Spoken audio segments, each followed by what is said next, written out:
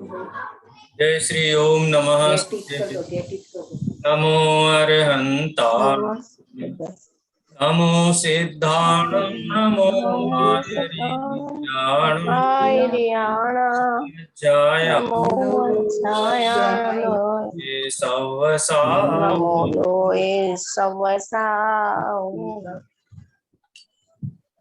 यदि ये चैतन्ये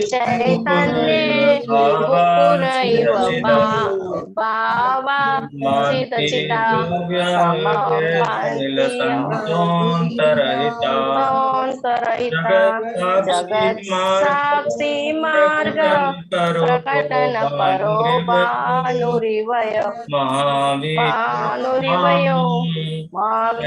स्वामी नयन पथगामी भवतु मे अताम्रं यक्षुर्कमलयुगलं सुन्दरहितं अपायं प्रकटयति भाव्यन्तरमपि स्फुटं मूर्तिर्यस्य प्रथमितमयि भाति विमला महावीरस्वामी नयनपथगामी भवतु मे नमन। दो ही छंद करेंगे। अभी स्वामी नयन पथगामी भवतु मे। आज हम लोग पढ़ने वाले हैं पाठ क्रमांक 4, उपादान और निमित्त। जब भी धर्म और दर्शन की चर्चा होती है तो कार्य कारण व्यवस्था जरूर चर्चा का विषय बनती है। यदि मुझे सुखरूप कार्य प्रकट करना है तो कौन से कारण उसमें अनिवार्य रूप से मुझे चाहिए, इसीलिए कार्य कारण व्यवस्था की बहुत गहराई से चर्चा आगम में की गई है। उपादान निमित्त की चर्चा कहो या 5 समवाय की चर्चा कहो अथवा 60 कारक की चर्चा कहो, इन सभी में कार्य कारण व्यवस्था की ही चर्चा की गई है। ये जो प्रस्तुत पाठ है इसमें भी जो मुख्य 2 भेद हैं कार्य कारण व्यवस्था में, उपादान और निमित्त, ये दोनों ही कारण हैं।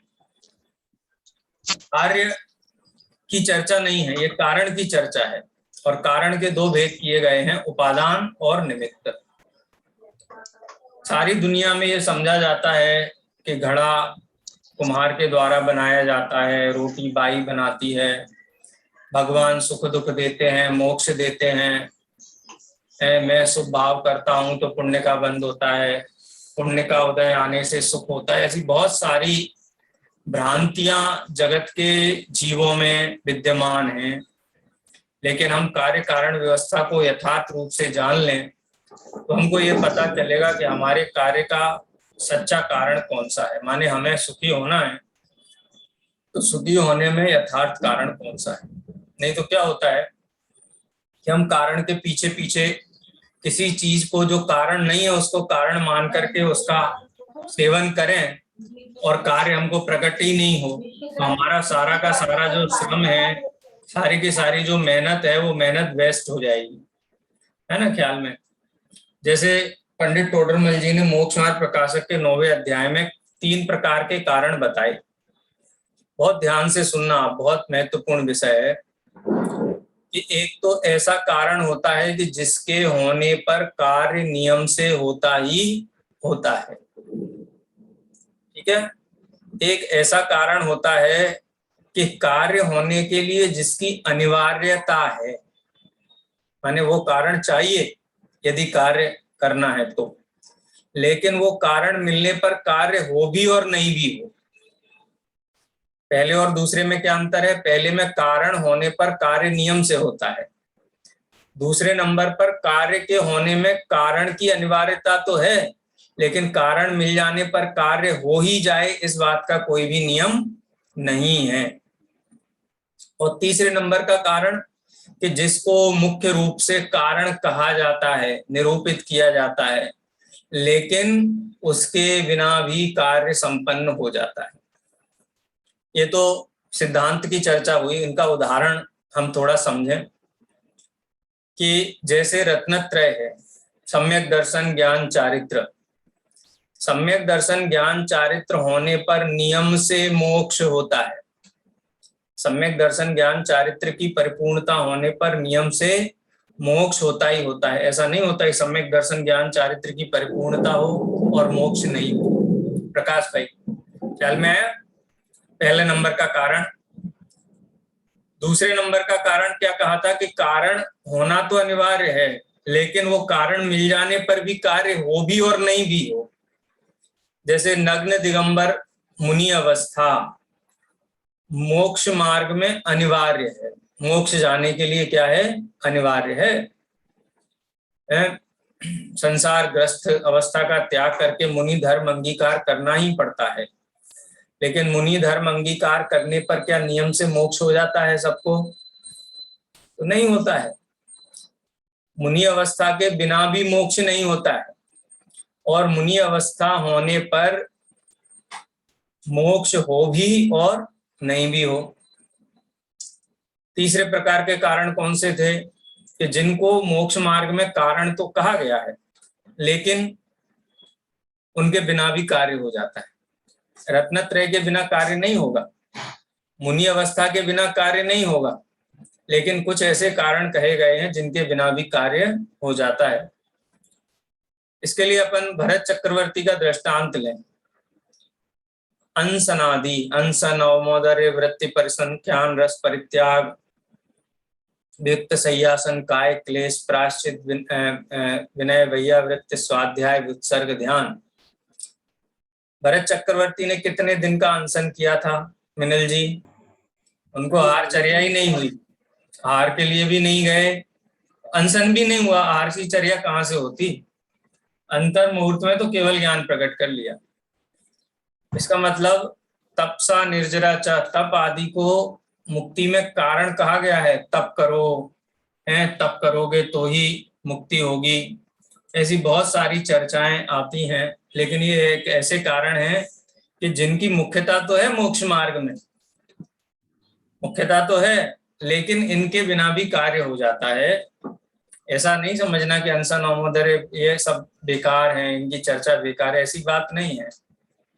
ये कहते हैं उत्सर्ग मार्ग और अपवाद मार्ग जो प्रवचन सार में कहे गए हैं, यानी मुनि महाराज, हमारे परम दिगंबर मुनिराज का एकमात्र लक्ष्य रत्नत्रय की आराधना होता है। लेकिन जब रत्नत्रय की आराधना में स्थिरता न हो तो अंसन अवमोदर्य आदि भी धारण करते हैं और शुद्धोपयोग की साधना को ही आगे बढ़ाते हैं। तो ऐसे ही ये निमित्तोपादान की चर्चा है। मैंने तो कारण की सामान्य चर्चा की है, निमित्तोपादान की चर्चा। कोई भी कार्य होने के लिए वहां निमित्त और उपादान दोनों ही नियम से होते हैं। गुरुदेव श्री कहते थे कि निमित्त से कार्य होता माने तो मिथ्या दृष्टि है, और निमित्त होता ही नहीं है ऐसा माने तो महामिथ्या दृष्टि है। दोनों ही अन्वयी कारण हैं, अन्वयी कारण हैं। लेकिन जिनकी दृष्टि निमित्त पर रहती है उनका कार्य कभी होता नहीं है, और जिनकी उपादान दृष्टि होती है उनके लिए निमित्त आसमान से भी उतर करके आ जाते हैं। यानी निमित्ताधीन दृष्टि छुड़ाने के लिए निमित्त उपादान की चर्चा अनिवार्य है। निमित्त के बिना कार्य नहीं होता है और निमित्त से भी कार्य नहीं होता है। यदि निमित्त से कार्य होता तो मारीची को मुक्ति होनी चाहिए थी ना, वो तो तीर्थंकर के कुल में जन्म लिया था, तो निमित्त तो थे लेकिन कार्य नहीं हुआ। तो कमी कहाँ थी? तो कमी उपादान की योग्यता में थी। इसलिए उपादान निमित्त की चर्चा समझना बहुत आवश्यक है। वास्तव में तो हमें कुछ करना नहीं है, ऐसा नहीं निमित्त को छोड़ना है, उपादान को पकड़ना है। हमको तो जो भ्रांति है, जो भ्रम है वस्तु व्यवस्था के बारे में, वो भ्रम दूर करना है। होता स्वयं जगत परिणाम, मैं जग का करता क्या काम, पर द्रव्य का तो मैं कुछ करता ही नहीं हूं, पर द्रव्य भी मेरा कुछ नहीं करता है, और मैं स्वद्रव्य की पर्यायों को भी कुछ इधर उधर नहीं करता हूं। मैं तो सहज ज्ञाता दृष्टा हूं। सहज ज्ञाता दृष्टापने की सिद्धि के लिए निमित्त उपादान का स्वरूप समझना अनिवार्य है। मंगलाचरण करते हैं। प्रवचनकार और श्रोता की चर्चा के रूप में यह पाठ प्रस्तुत किया गया है। आप सभी लोगों ने निमित्त उपादान का नाम सुना ही होगा, उनका सामान्य स्वरूप भी मालूम होगा। यहाँ पर शास्त्रीय परिभाषाएं दी गई हैं जिससे कि एक निश्चित परिभाषा हमारे चित्त में रहे। मंगलाचरण पढ़ते हैं सभी। मंगलम भगवान वीरो मंगलम गौतमो गणी मंगलम कुंद कुंदार्यो जैन धर्मोस्तु मंगलम। हाँ, रीड करना है आगे। हार्दिक देसाई पढ़ेंगे जी। पढ़िए। જગતનો દરેક પદાર્થ સ્વયં પરિણમનશીલ છે. પદાર્થોના પરિણમનને પર્યાય કાર્ય કહે છે. કાર્યને કર્મ, અવસ્થા, હાલત, દશા, પરિણામ અને પરિણતિ પણ કહે છે. દરેક પદાર્થ પોતાના પરિણમનનો સ્વયં કરતા છે. તેને પોતાનું પરિણમન કરવામાં બીજાના સહયોગની રંજમાત્ર પણ આવશ્યકતા નથી. અજ્ઞાની જીવો પરના સહયોગની આકાંક્ષાથી વ્યર્થ દુઃખી થાય છે. हाँ, बस। जगत में प्रत्येक पदार्थ परिणमनशील है। कौन सा गुण है जिसके कारण प्रत्येक द्रव्य का परिणमन अवश्य होता है? द्रव्यत्व नाम का सामान्य गुण है ना, द्रव्यत्व सामान्य गुण है ना, द्रव्यत्व, जिसके कारण प्रत्येक द्रव्य नियम से किसी न किसी पर्याय को प्रति समय धारण करता है। कोई भी द्रव्य कूटस्थ नहीं है, परिणमनशील है। सुख अवस्था हो, दुख अवस्था हो, मिथ्यात्व अवस्था हो, ज्ञान अवस्था हो, पर अवस्था तो अवश्य होती है। आपने कभी ऐसा सोना देखा है, गोल्ड, कि जिसकी कोई पर्याय ना हो? सोना देखा है तो कैसा देखा है? बिस्किट देखा होगा, कुंडल देखा होगा, हार देखा होगा, कंगन देखा होगा, बीटी देखी होगी, कोई ना कोई अवस्था में ही देखा होगा ना। बिना अवस्था के तो स्वर्ण नहीं पाया जाता है। ऐसे ही स्वर्ण जैसे पुद्गल द्रव्य है, दृष्टांत के रूप में हमने लिया, ऐसे ही जीव भी उसकी कोई ना कोई पर्याय अवस्था अवश्य होती है। यानी ये नियम है कि कोई भी पदार्थ कूटस्थ नहीं है, निष्क्रिय नहीं है, बिना परिणमन के नहीं है। प्रत्येक पदार्थ नियम से परिणमित होता ही होता है। ये परम सत्य है। वो परिणमन को के लिए क्या नाम दिया गया है? पदार्थों के परिणमन को पर्याय या कार्य कहते हैं। अवस्था विशेष को या परिणमन विशेष को पर्याय कहते हैं, पर्याय या कार्य। उसके बहुत सारे और भी नाम हैं, यहाँ दिए हुए हैं। कर्म, अवस्था, हालत, दशा, परिणाम, परिणति, क्रिया भी कह सकते हैं। क्रिया भी पर्याय का ही एक पर्यायवाची है। क्रमवर्ती गुण भी पर्याय को कहते हैं। क्रमवर्ती गुण माने एक के बाद एक होने वाली गुण की अवस्था को भी क्रमवर्ती गुण कहा जाता है। और इसको व्यतिरेक भी कहा जाता है। पर्याय का एक नाम व्यतिरेक भी है। ये इतने सारे नाम मैं इसलिए बोल रहा हूँ कि हमको शास्त्र कठिन क्यों लगता है, क्योंकि हमको शब्दों का मीनिंग नहीं पता होता है। कहीं व्यतिरेक शब्द आ गया तो बस अटक जाती है गाड़ी। तो इसलिए बहुत सारे जो नाम शास्त्रों में आते हैं वो नाम यहाँ पर बताए गए हैं। प्रत्येक पदार्थ अपने परिणमन का कर्ता स्वयं है। पदार्थ को कौन परिणमित कराता है? कमल को कौन खिलाता है? मुर्गे को बांग कौन दिलाता है? तो निमित्ताधीन दृष्टि वाला बोलेगा कि सूरज ने कमल खिलाया। हम कमल से जाके पूछें क्यों तुमको सूरज ने खिलाया, तो कमल मालूम है क्या बोलेगा? बोले मुझे सूरज ने नहीं खिलाया, मैं खिला इसलिए सूरज निकला। ख्याल में। तो निमित्ताधीन दृष्टि वाले निमित्त की तरफ से बात करेंगे। देखो कैसा होता है, देखो निमित्त उपादान का कैसा होता है। जब कोई अच्छा कार्य हुआ हो तो हम ऑनस स्वयं लेते हैं। किसने किया? हमने किया, हमने किया। और काम गलत हो जाए तो मैंने नहीं किया, इसने किया, इस कारण से हुआ। लेकिन यहाँ एक नियम बता दिया कि प्रत्येक द्रव्य अपने परिणमन का कर्ता स्वयं है। मैं दुखी हूं, इसने दुखी बनाया मुझे, तो कहते किसी ने नहीं बनाया, मैं स्वयं दुखी हूं, स्वयं भूल से दुखी हूं, स्वयं अपनी भूल से दुखी हूं, स्वयं अपने उपादान से दुखी हूं। नारकी जीव क्यों दुखी है, तिरंच जीव क्यों दुखी है, दरिद्र क्यों दुखी है? दरिद्र से पूछो क्यों दुखी, बोले मेरे पास पैसा नहीं है, मैं दुखी हूं। तो पैसा नहीं होने से दुखी होते तो दिगंबर मुनिराज दुखी हैं कि सुखी हैं? कि वो तो सुखी है। कितना पैसा होता है दिगंबर मुनिराज के पास? कि नहीं होता है। तो यदि मैं दुखी हूं तो स्वयं के कारण से हूं। यदि मैं अल्पज्ञ हूं, दीनहीन अनुभव करता हूं, स्वयं में अज्ञानी अनुभव करता हूं, तो किसी ने नहीं बनाया मुझे। इसे बोले मिथ्या दृष्टि जीव मिथ्या दृष्टि क्यों है? तो कोई कहेगा कि कर्म का उदय है ना, मिथ्या दर्शन नाम के कर्म का उदय, इसलिए मिथ्या दृष्टि है। ऐसा नहीं है। मिथ्या दृष्टि जीव स्वयं वस्तु व्यवस्था के प्रति उल्टी मान्यता होने से स्वयं मिथ्या दृष्टि है। उसके मिथ्यात्व रूप परिणमन जब होता है तो बाहर कर्म का उदय निमित्त कहलाता है, और जीव स्वयं तत्व का निर्णय करके स्वयं अपनी मिथ्या दृष्टि को दूर करके सम्यक धारण करता है, तो कर्म भी नहीं रहता है, कर्म का उदय भी चला जाता है। एक बहुत बढ़िया बात अभी 99 नंबर का कलश है कर्ता कर्म अधिकार का समय सार का, उसमें आचार्य अमृत चंद्र देव ये कहते हैं कि जब ये जीव पर का कर्ता नहीं रहता ना, पहले तो ऐसा मानता है कर्म मैं करता हूँ, घर गृहस्थी सब काम मैं करता हूँ, पर का सारा काम मैं करता हूँ।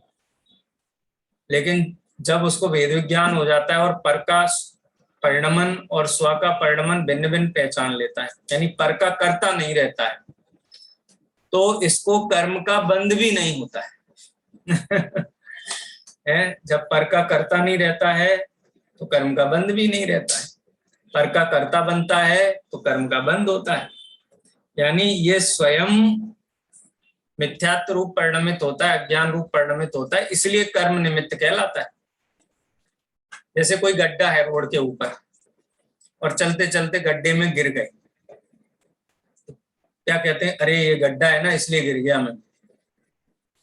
तो गड्ढा है तो सबको गिरना चाहिए ना, गिरा तभी निमित्त कहलाए ना गड्ढा, और स्वयं नहीं गिरा तो निमित्त नहीं कहलाएगा। तो निमित्ताधीन दृष्टि वाले जीव कभी सुखी नहीं हो सकते, क्योंकि अपनी भूल की स्वीकृति नहीं करेंगे, जहां भूल है वहां भूल दूर नहीं करेंगे तो दुखी रहेंगे। इसलिए प्रत्येक पदार्थ अपने परिणमन का कर्ता स्वयं है। उसे अपने परिणमन में दूसरे के सहयोग की रंच मात्र भी आवश्यकता नहीं है। यानी जब तक पर के प्रति दृष्टि रहती है, और दुनिया में तो ऐसा है ही, लोक नीति भी क्या है, देखो भाई स्वर्ग जाने के लिए खुद ही मरना पड़ता है, ऐसा कहते कि नहीं कहते हैं? स्वर्ग जाना है ना, तो कैसे जाएं स्वर्ग? पड़ोसी मर जाएगा तो हम स्वर्ग चले जाएंगे? नहीं, खुद को स्वर्ग जाना है तो खुद को ही मरना पड़ेगा। यानी कोई भी मेरा कुछ भी भला नहीं कर सकता है, और मैं किसी के बदले मर करके उसको स्वर्ग पहुंचा दूं, ऐसा भी नहीं हो सकता है। जो ये कहता है ना कि मैं दुनिया के लिए करता हूं, देखो जैसे अपन ये स्वाध्याय कर रहे थे, तो मुझे क्यों क्लास लेते हो? तो मैं ये कह सकता हूँ कि जिससे कि वस्त्रापुर मंडल के जो भी सदस्य हैं कक्षाओं के, वो पढ़ सकें, इसलिए मैं पढ़ाता हूँ। ये दृष्टि नहीं होनी चाहिए, क्योंकि ये वस्तु व्यवस्था के प्रतिकूल है। मैं तो अपनी विशुद्धि के लिए बैठा हूँ, अपनी विशुद्धि के लिए स्वाध्याय करता हूँ, तो मैं तो अपने लिए करता हूँ। और आपको भी, आप भी बोलो क्लास में क्यों बैठे, बोले कि वो सोनू पंडित जी पढ़ा रहे हैं ना, तो हम लोग नहीं बैठेंगे क्लास में तो अच्छा नहीं लगेगा उनको, हैं? तो उनको खराब नहीं लगे इसके लिए पढ़ रहे हैं। वर्षा बहन क्यों पढ़ रहे हो आप? कि हम स्वयं के लिए पढ़ रहे हैं। यानी प्रत्येक द्रव्य स्वयं ही, स्वयं के लिए ही, स्वयं के द्वारा ही, स्वयं से ही, यानी स्वयंभू होकर के परिणमित होता है। पर द्रव्य के सहयोग की कोई किसी को आवश्यकता नहीं है। सहयोग वस्तु व्यवस्था में होता ही नहीं है। यदि सहयोग करना है ना तो क्या करना पड़ेगा? यह परिणमति सा कर्ता, जो परिणमित होता है वो कर्ता कहलाता है। घड़ा बनाने के लिए घड़ा बनना पड़ेगा, क्योंकि घड़े रूप मिट्टी परिणमित होती है, इसलिए मिट्टी घड़े की करता है, कुम्हार नहीं है। मिट्टी स्वयं घड़े रूप परिणमित होती है, इसलिए वही करता है। कोई कहे कि मैं घड़ा बनाऊंगा तो मुझे घड़े रूप परिणमित होना पड़ेगा। ये वस्तु व्यवस्था की परिभाषाएं हैं। वस्तु व्यवस्था इन्हीं नियमों के कारण टिकी हुई है। यदि एक द्रव्य दूसरे द्रव्य का कर्ता हो तो एक द्रव्य अन्य द्रव्य रूप हो जाएगा। अन्य द्रव्य रूप हो जाएगा माने उसका स्वयं का स्वरूप भी नहीं बचेगा और अन्य का स्वरूप भी सुरक्षित नहीं रहेगा। मेरा घर और बाजू वाले का घर मिलकर के एक हो जाएगा तो व्यवस्था सही रहेगी कि बिगड़ जाएगी? बिगड़ जाएगी। जीव पुद्गल रूप हो जाए, पुद्गल जीव रूप हो जाए तो जीव जीव नहीं रहेगा, पुद्गल पुद्गल नहीं रहेगा। आचार्य समंतभद्र देव कहते हैं अस्वरूपम अतावकम, यदि दो द्रव्यों के बीच में अत्यंत अभाव ना हो। अत्यंत अभाव माने एकदम 100% एक द्रव्य दूसरे द्रव्य से भिन्न है, न द्रव्य से मिलता है, न गुण से मिलता है, न पर्याय से मिलता है, किसी को कोई प्रभावित नहीं करता। अगर करे तो क्या होगा? अन्य द्रव्य रूप हो जाएगा, तो ना अपना स्वरूप रहेगा ना दूसरे का स्वरूप रहेगा, तो वस्तु व्यवस्था ही खंडित हो जाएगी। और ऐसा होता नहीं है। वस्तु व्यवस्था जीव जीव रहता है, पुद्गल पुद्गल रहता है, धर्म धर्म रहता है, अधर्म अधर्म रहता है। तो इसलिए प्रत्येक द्रव्य स्वयं ही परिणमित होता है, स्वयं अपनी पर्याय का करता है। अन्य द्रव्य के सहयोग की किंचित मात्र भी आवश्यकता नहीं है। अज्ञानी जीव पर के सहयोग की आकांक्षा में व्यर्थ दुखी होता है। जब तक पर की अधीनता है, पर की अपेक्षा है, तब तक दुख है। देखो, पर की अपेक्षा सहित वाला जीव क्रोध, मान, माया, लोभ, हास्य, रति, अरति, शोक, भय, जुगुप्सा, स्त्री वेद, पुरुष वेद, नपुंसक वेद, इन्हीं परिणामों रूप परिणमित होता है। पर द्रव्य को देख करके क्या आएगा? क्रोध आएगा, मान आएगा, माया आएगी, लोभ आएगा, हास्य होगा, रति होगी, अरति होगी, यानी जिसकी पर की प्रति दृष्टि है उसको कसाय भाव होगा और आकुलता व्याकुलता होगी। और जो पर द्रव्य रति मतलब? हाँ बेटा, रति मतलब? रति माने किसी चीज के प्रति अनुराग होना, ये अच्छा लगना। जैसे चॉकलेट देख करके क्या होता है? उसको देख करके अच्छी है, राग हो जाता है। रति माने राग, रति माने राग ना होना, द्वेष होना किसी वस्तु के प्रति। तो पर पदार्थ की जब तक आकांक्षा रहती है तब तक कसाएं होती हैं, और जब पर द्रव्य की आकांक्षा नहीं होती है तो कसाएं नहीं होती। इसलिए जीव अगर दुखी है तो इसीलिए दुखी है, वो ये समझता है कि कोई दूसरा मेरा कल्याण कर देगा, मुझे सुखी कर देगा, अथवा मैं किसी दूसरे को सुखी कर दूंगा। जब तक पर को सुखी करना और पर मुझे सुखी करे, ये जब तक मान्यता बैठी हुई है तब तक जीव क्या रहता है? दुखी रहता है। क्यों? क्योंकि ना तो कोई दूसरा मुझे सुखी कर सकता है और ना मैं किसी को सुखी कर सकता। और जब ये बात समझ में आ जाती है, परिणति में बैठ जाती है, तो जैनेश्वरी दीक्षा ले लेते हैं जी। कहते हैं मैं किसी को का मुझे नहीं करना और कोई मेरा नहीं करे, मैं भी अनुद्दिष्ट हूँ और मुझे भी जगत से कुछ इच्छा नहीं है और जगत को भी मुझसे कुछ इच्छा नहीं रखनी। तो परम दिगंबर अवस्था हो जाती है ये बात समझ में आने पर।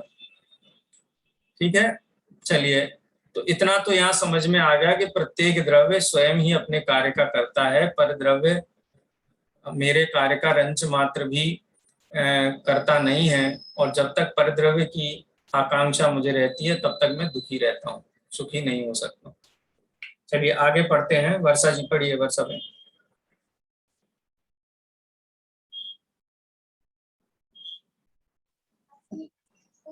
जिज्ञासु, कारण विना કાર્યની ઉત્પત્તિ સંભવિત નથી, તો પછી કારણો શોધવા મેળવવા એને વ્યર્થ કેમ માની શકાય? પ્રવચનકાર, તમે એ ઠીક કહો છો કે કારણ વિના કાર્યની ઉત્પત્તિ સંભવિત નથી, પરંતુ કારણ કોને કહે છે તે જાણો છો? કાર્યની ઉત્પાદક સામગ્રીને જ કારણ કહે છે. તે કારણો બે પ્રકારના હોય છે, ઉપાદાન કારણ અને નિમિત્ત કારણ. જે સ્વયં કાર્યરૂપ પરિણમે તેને ઉપાદાન કારણ કહે છે. જે સ્વયં વિવક્ષિત કાર્યરૂપ તો પરિણમે નહીં, પરંતુ કાર્યની ઉત્પત્તિમાં અનુકૂળ હોવાનો જેના પર આરોપ આવી શકે તેને નિમિત્ત કારણ કહે છે. જેમ કે ઘટ રૂપ કાર્યનું માટી ઉપાદાન કારણ છે અને ચક્ર, દંડ અને કુંભાર નિમિત્ત કારણ છે. आगे पढ़िए। જે પદાર્થમાં કાર્યની નિષ્પત્તિ થાય તેને ઉપાદાન અને તે કાર્યને ઉપાદેય કહે છે, અને નિમિત્તની અપેક્ષાએ કથન કરીએ તો તે જ કાર્યને નૈમિત્તિક કહે છે. એક જ કાર્યને ઉપાદાન કારણની અપેક્ષાએ કથન કરીએ તો ઉપાદેય અને નિમિત્ત કારણની અપેક્ષાએ कथन करिए तो नैमित्तिक कहेवामां आवे छे। ये 3 पैराग्राफ में बहुत सारी परिभाषाएं आ गई, डेफिनेशंस, वो हम पहचान लेते हैं कौन कौन सी डेफिनेशंस है यहाँ पे। सबसे पहला कारण, कार्य की उत्पादक सामग्री, यानी कोई भी कार्य होगा तो कोई ना कोई कारण उसका अवश्य होगा। कारण होने पर कार्य होता ही होता है, इसलिए कार्य की उत्पादक सामग्री को कारण कहते हैं। जैसे सुख एक कार्य है, उसकी उत्पादक सामग्री क्या है? तो सुख की उत्पादक सामग्री जीव का सुख नाम का गुण है। और निमित्त कारण कहा जाए तो मोहनी कर्म का अभाव, ठीक है, मोहनी कर्म का उपशम, 6 उपशम निमित्त कारण है। तो माने कार्य की जो उत्पादक सामग्री है उसको कारण कहते हैं, और वो कारण 2 प्रकार के हैं, उपादान कारण और निमित्त कारण। अब उपादान किसे कहते हैं? जो स्वयं कार्य रूप परिणमित हो उसे उपादान कारण कहते हैं। जैसे रोटी है, तो रोटी का उपादान कारण क्या है? तो रोटी रूप कौन परिणमित हो रहा है? बाई परिणमित हो रही है, या फिर लोट या गेहूं परिणमित हो रहा है। तो गेहूं उपादान कारण है, रोटी कार्य है, घड़ा कार्य है, मिट्टी उपादान कारण है। जीव का सुखी जीव, तो जीव स्वयं उपादान कारण है और मोक्ष या संवर निर्जरा कार्य है। तो इस प्रकार से जो स्वयं कार्य रूप परिणमित होता है उसे ही उपादान कारण कहते हैं। निमित्त कारण किसे कहते हैं? जो स्वयं तो कार्य रूप परिणमित होता नहीं है। जैसे कुमार है, तो कुमार स्वयं कार्य रूप परिणमित हुआ है, तो स्वयं तो कार्य रूप परिणमित नहीं हुआ है। कुमार तो कुमार ही है, कुमार ही रहता है, पहले भी कुम्हार था, बाद में भी कुम्हार रहता है, वो घड़े रूप परिणमित नहीं होता है। परंतु कार्य की उत्पत्ति में अनुकूल होने का आरोप जिसके ऊपर आ सके उसे निमित्त कारण कहते हैं। यानी स्वयं कार्य रूप परिणमित नहीं होता है, लेकिन उसकी उपस्थिति के कारण अनुकूलता का आरोप आता है, इसलिए उसको निमित्त कारण कहते हैं। जैसे घड़ा में कुम्हार भी निमित्त है, दंड माने लकड़ा जिससे वो चक्र को घुमाता है, चक्र भी निमित्त है, अग्नि भी निमित्त है। बहुत सारे निमित्त तो 1000 हो सकते हैं, 1000 निमित्त गिनाए जा सकते हैं। अरे कुम्हार की पत्नी भी निमित्त है। कैसे पत्नी निमित्त है? कुम्हार की पत्नी कहती है कि हम तुमको बना के खिलाते हैं ना, इसीलिए तुम्हारे हाथ पैर चलते हैं। वो भी निमित्त है, हैं? निमित्त तो 1000 हो सकते हैं, जितने जितने आप ढूंढोगे 1000 मिलेंगे। अच्छा कार्य कोई हुआ हो, क्यों हुआ है, आप 1000 लोगों से पूछो तो वो सब कहेंगे कि मेरे कारण हुआ, मेरे कारण हुआ, मेरे कारण हुआ। क्यों? क्योंकि वो स्वयं कार्य रूप परिणमित नहीं हुए हैं। अनुकूलता का आरोप सिद्ध करना है खाली, अनुकूलता का आरोप सिद्ध हो जाए तो वो निमित्त की कैटेगरी में आ जाएंगे। अरे निमित्त तो कई प्रकार के होते हैं, कोई कहेगा कि इसलिए बना क्योंकि कुम्हार ने अपना योग उपयोग लगाया उसमें। अगर कुम्हार घड़ा बनाता है तो सब कुम्हार के घड़े एक जैसे बनने चाहिए, अलग अलग क्यों बनते हैं? अरे एक ही कुम्हार का घड़ा एक जैसा क्यों नहीं बनता है? कभी अच्छा बनता है बहुत गोल मटोल, कभी टेढ़ा मेढ़ा बन जाता है। तो इसका कहने का तात्पर्य ये है कि वो तो कार्य हुआ है, उसके कारण जो अनुकूलता का आरोप जिसके ऊपर आ गया उसको निमित्त कहते हैं। इससे ये बात सिद्ध हुई कि कार्य में निमित्त का प्रत्यक्ष कोई योगदान नहीं होता है, वो तो आप दृष्टिकोण एक एंगल से, एक नए से आप देखोगे तो वो कारण कहने में आएगा। जैसे कोई जीव को सम्यक दर्शन हुआ, तो क्यों सम्यक दर्शन हुआ? तो कोई कहेगा कि भगवान की देशना के कारण सम्यक हुआ, कोई कहेगा कि शास्त्र था ना इसके कारण सम्यक हुआ, कोई कहेगा कि वो अंदर में जो कर्म था ना, दर्शन मोहिनी नाम का कर्म, उसका उपशम हो गया इसलिए सम्यक दर्शन हो गया। कोई कहेगा कि वो वन में गए ना एकांत स्थान में, और वहां पर बैठ करके एकदम शांति से, कोई डिस्टरबेंस नहीं था, तत्व विचार चला तो सम्यक दर्शन हो गया है। कोई कहेगा कि काल बहुत अच्छा है, सुकाल है, बहुत अच्छा काल है ये, है कि धर्म की प्रभावना हो रही है, इतने साधर्मी है, साधर्मियों के साथ सत्संग रहता है, तत्व विचार रहता है, इसलिए सम्यक दर्शन हुआ। तो निमित्त कारण तो 1000 है, लेकिन ये सारे निमित्त स्वयं कार्य रूप परिणमित नहीं हुए हैं। कार्य रूप तो जो सम्यक दर्शन जिसने प्रकट किया है वो स्वयं ही हुआ है। इसलिए निमित्त आधीन दृष्टि त्यागने के लिए निमित्त उपादान का स्वरूप जानना बहुत आवश्यक है। इसलिए स्वरूप ही बताया जा रहा है। निमित्त की परिभाषा 3 परिभाषाएं हो गई। कारण किसे कहते हैं, उपादान किसे कहते हैं, और निमित्त किसे कहते हैं।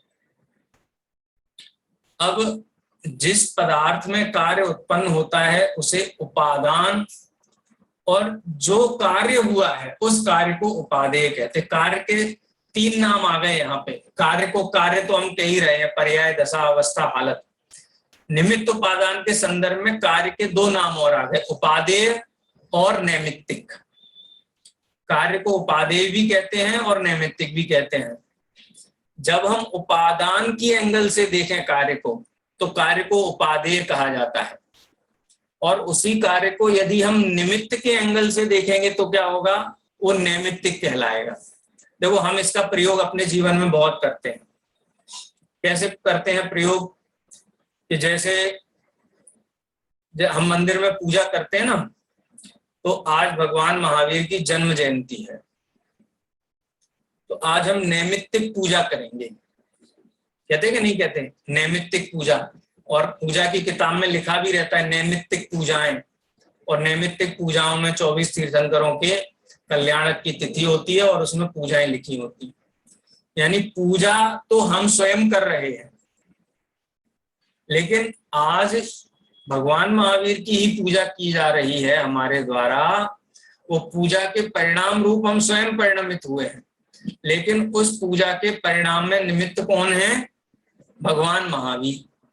तो यदि हम उपादान की तरफ से कार्य का कथन करेंगे तो कार्य उपादेय कहलाएगा, और निमित्त की एंगल से हम चर्चा करेंगे तो कार्य नैमित्तिक कहलाएगा। जैसे दृष्टांत दिया कि पूजा रूप एक कार्य हो रहा है, भगवान महावीर की पूजा का कार्य हो रहा है।